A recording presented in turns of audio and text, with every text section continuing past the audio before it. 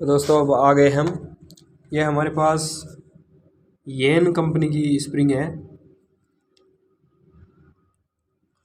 और चलो इसे ओपन करते हैं।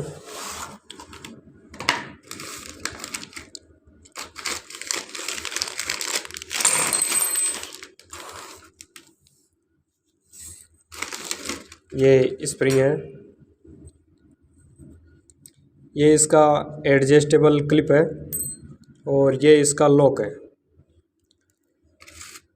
और ये एक वारंटी कार्ड भी आया है इसके साथ। अब आगे स्टार्ट करते हैं, कहाँ कितना लगाना है इसे।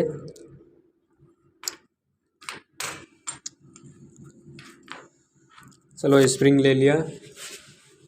स्प्रिंग को, ये डोर है हमारा, डोर पे जैसे बीच का दल्ला है वहाँ पे लगाएंगे ताकि डोर पे ज़्यादा वज़न नहीं पड़े, फ्रेम बेंड ना हो।